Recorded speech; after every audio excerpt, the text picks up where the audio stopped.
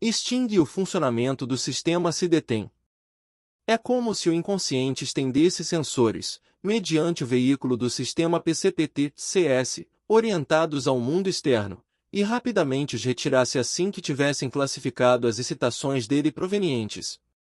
Desse modo as interrupções, que no caso do bloco mágico têm origem externa, foram atribuídas por minha hipótese à descontinuidade na corrente de inervação, e a ruptura concreta de contato que ocorre no bloco mágico foi substituída, em minha teoria, pela não excitabilidade periódica do sistema perceptual. Tive ainda a suspeita de que esse método descontínuo de funcionamento do sistema PCPT-CS jaz no fundo da origem do conceito de tempo. Se imaginarmos uma das mãos escrevendo sobre a superfície do bloco mágico, enquanto a outra eleva periodicamente sua folha de cobertura da prancha de cera, teremos uma representação concreta do modo pelo qual tentei representar o funcionamento do aparelho perceptual da mente. A negativa, 1925, nota do editor inglês Divernenum, A, edições alemãs, 1925 Imago 11, 3, 217, 21. 1926 Psychanalyse der Neurosen, 199 e 204. 1928 GS 11, 3, 7. 1931 Theoretische Schriften, 399 e 404. 1948 GW, 14, 11, 15. B. Tradução inglesa. Negation 1925 Instituto J. Psychoanal, 6, 4, 367 e 71. Trade de John Riviere. 1950 CP, 5, 181, 5.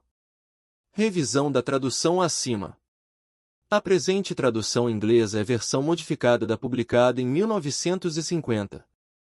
A tradução de 1950 está impressa em D. Rappaport, Organization and Pathology of Thought, Nova York, 1951.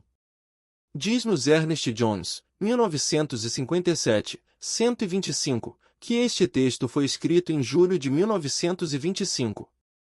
O assunto, contudo, estivera evidentemente nos pensamentos de Freud por algum tempo, como é demonstrado pela nota de rodapé por ele acrescentada ao caso clínico de Dora em 1923.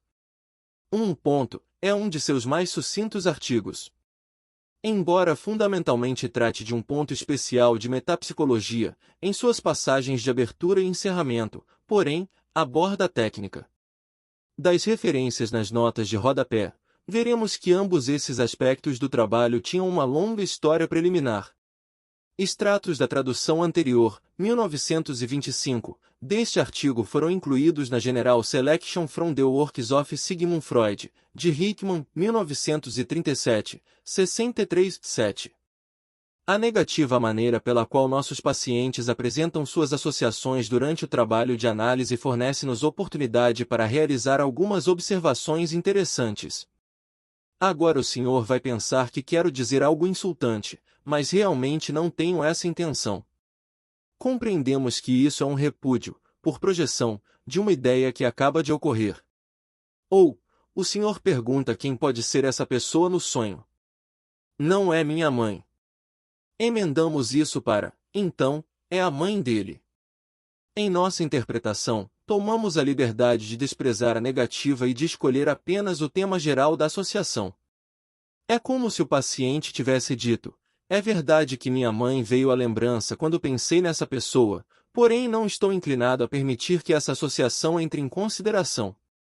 Existe um método muito conveniente, pelo qual podemos às vezes obter uma informação que desejamos sobre material reprimido inconsciente.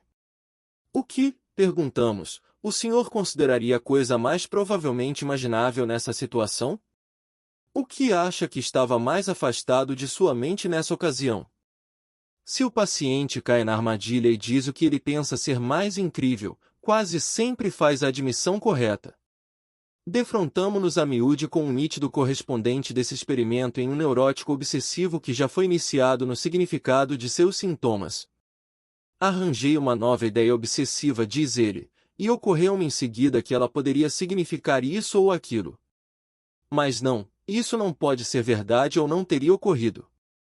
O que ele está rejeitando em fundamentos colhidos de seu tratamento é, naturalmente, o significado correto da ideia obsessiva. Assim, o conteúdo de uma imagem ou ideia reprimida pode abrir caminho até a consciência, com a condição de que seja negado. A negativa constitui um modo de tomar conhecimento do que está reprimido, com efeito já é uma suspensão da repressão, embora não, naturalmente, uma aceitação do que está reprimido. Podemos ver como, aqui, a função intelectual está separada do processo afetivo.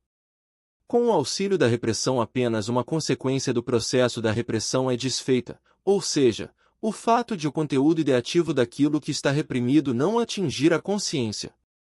O resultado disso é uma espécie de aceitação intelectual do reprimido, ao passo que simultaneamente persiste o que é essencial à repressão. No decurso de um trabalho analítico produzimos com frequência uma outra variante dessa situação, muito importante e um tanto estranha. Temos êxito em vencer também a negativa e ocasionar uma plena aceitação intelectual do reprimido, porém o processo repressivo em si próprio não é, com isso, ainda removido. De vez que afirmar ou negar o conteúdo de pensamentos é tarefa da função do julgamento intelectual, o que estivemos dizendo nos levou à origem psicológica dessa função. Negar algo em um julgamento é, no fundo, dizer, isto é algo que eu preferia reprimir.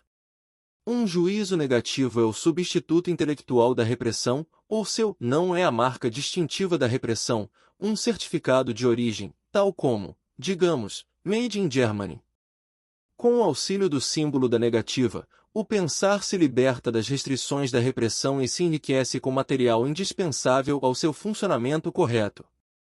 A função do julgamento está relacionada, em geral, com duas espécies de decisões.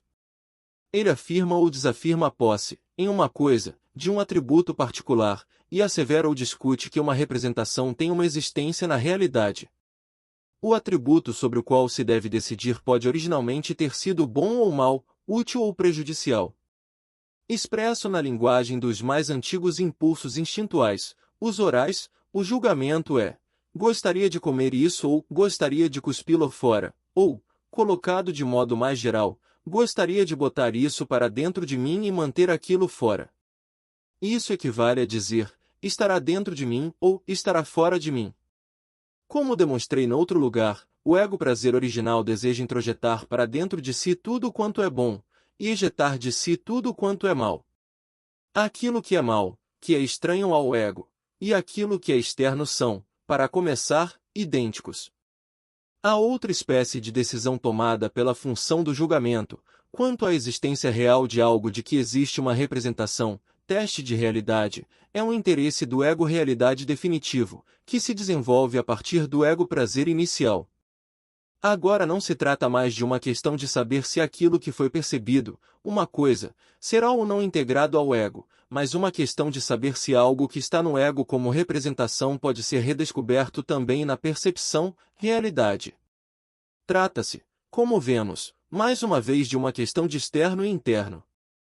O que é irreal, meramente uma representação e subjetivo, é apenas interno, o que é real está também lá fora.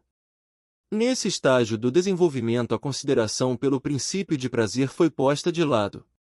A experiência demonstrou ao indivíduo que não só é importante uma coisa, um objeto de satisfação para ele, possuir o atributo bom, assim merecendo ser integrada ao seu ego, mas também que ela esteja no mundo externo, de modo a que ele possa se apossar dela sempre que dela necessitar.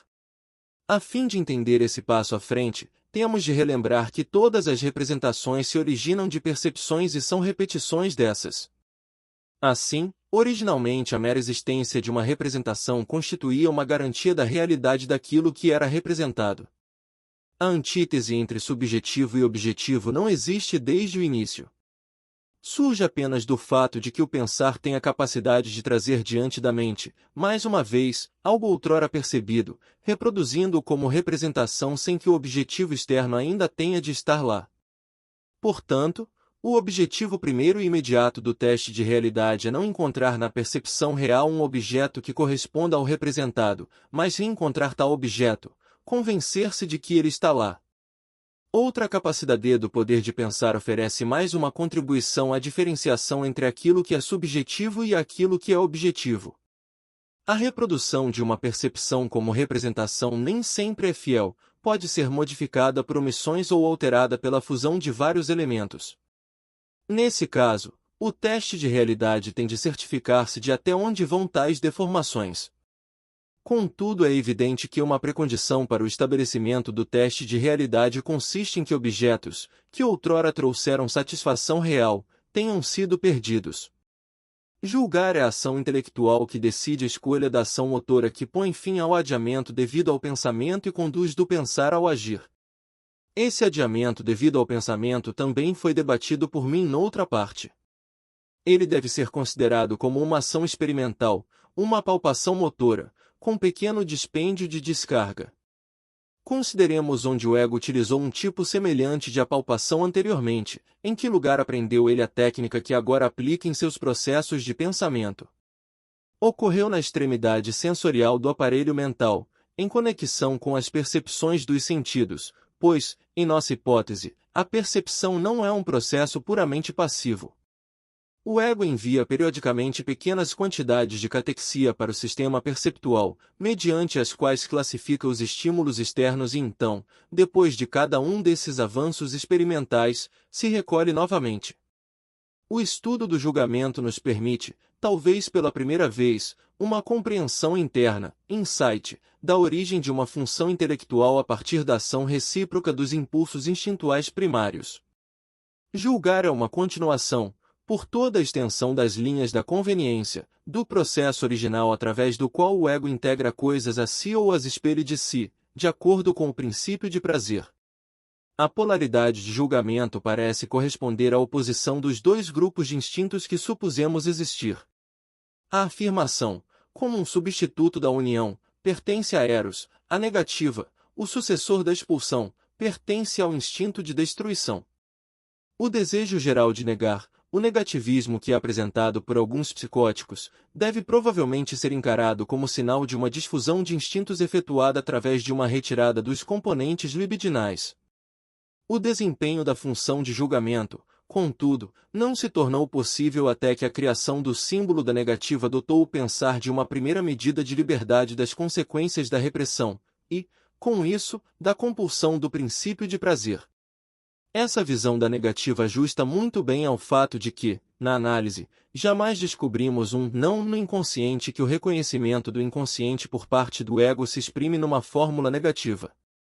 Não há prova mais contundente de que fomos bem-sucedidos em nosso esforço de revelar o inconsciente, do que o momento em que o paciente reage a ele com as palavras "não pensei isso" ou "não pensei, sequer, nisso".